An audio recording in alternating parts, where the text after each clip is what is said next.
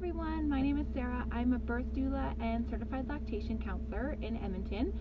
I was looking for a better way to connect with my viewers, and I thought that maybe by doing videos where people can actually see me, I may be able to do that a little bit better versus a paragraph, because let's be honest, no one actually reads those paragraphs.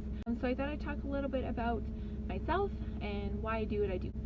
I became a doula mainly for the reason just because women are so strong and so badass, and it's such an amazing thing to witness that strength and women's instincts to just take over. We believe that women are capable and resilient, but we're in a world where we don't believe that ourselves. We don't trust that we're strong, and we don't trust that we're capable.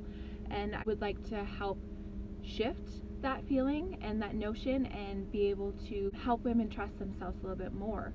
There's that saying, empowered women empower women, and it's so true. And it's not just me empowering women, but my clients empower me. I leave a birth feeling so empowered, and that then pushes me and encourages me to help more women. And if a woman feels empowered in her birth because of some of my support, then she may also empower a friend of hers or a family member, and I think there's that domino effect. Women or people who identify as women start genuinely trusting themselves and their bodies and what they're capable of. The world would be a better place.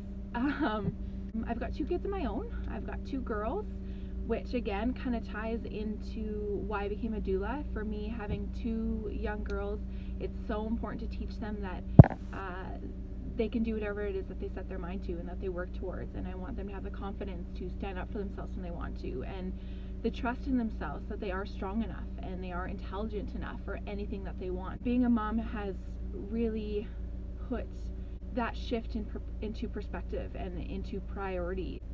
Both of my kids I had at home. I did have midwife assisted births, and they were fantastic births. I didn't actually have doulas for either of them. The first one, it was mainly because I didn't even really know what a doula did, and I think that's a super common thing for expecting families and expecting mothers. They don't truly know what it is that a doula does.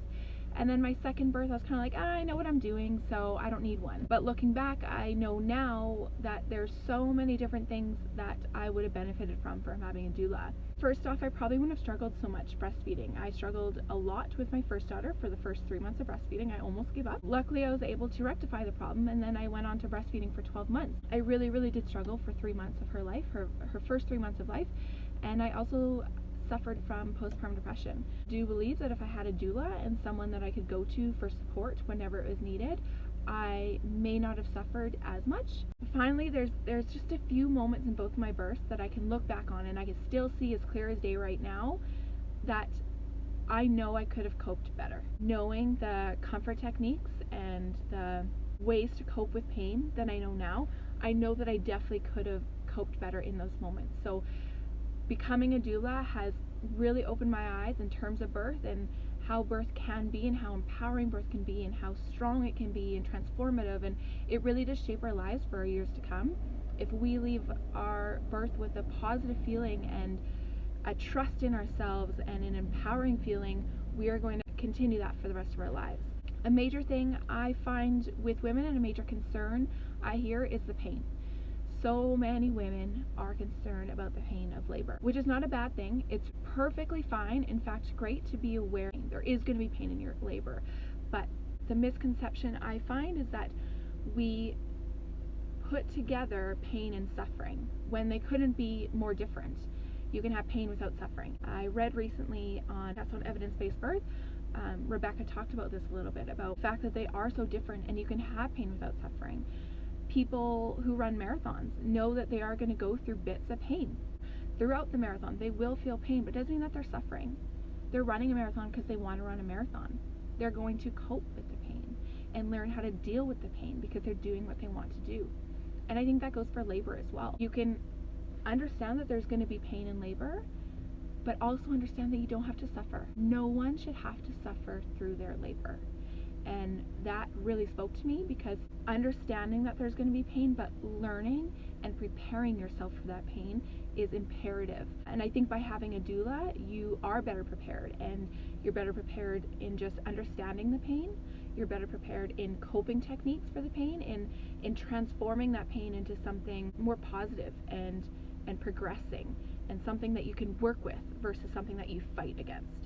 So that's a huge thing for me. I really want to help moms and families be prepared and feel informed. When it comes to finding a doula, one of the huge things I encourage women to do and families to do is to find your doula and to really listen to the connection and the vibe that you get from that person. There is obviously something to be said about experience that a doula has, but the connection that you have with that doula and the vibe that you get from that doula is far more important to me. You're opening that person up to one of the most vulnerable and intimate moments in your life. You really want to have a connection with them. I feel if the connection and the vibe has felt better, you're going to be more comfortable with opening up to them about your specific fears. You're going to be more comfortable with opening up to them about past experiences and things that you feel may affect your birth experience. You are going to feel more comfortable when you are in the actual birth experience to letting them support you. In terms of my doula journey and kind of how I got to where I am a researcher at heart. I believe knowledge is power. Started this journey shortly after my first birth. Actually, I started looking into doulas and what they were and how they can support women, and then the more and more research I did, the more connected I felt this work, and I truly believe I found my niche in the birthing community. I am now a certified lactation counselor, so I did take that, and one of the drivers for that for me, of course, was because I did struggle so much with breastfeeding, and I believe there's such a lack in support for breastfeeding mothers. That was one course I took and I've learned a lot from, and I've really enjoyed putting into work with all my doula clients.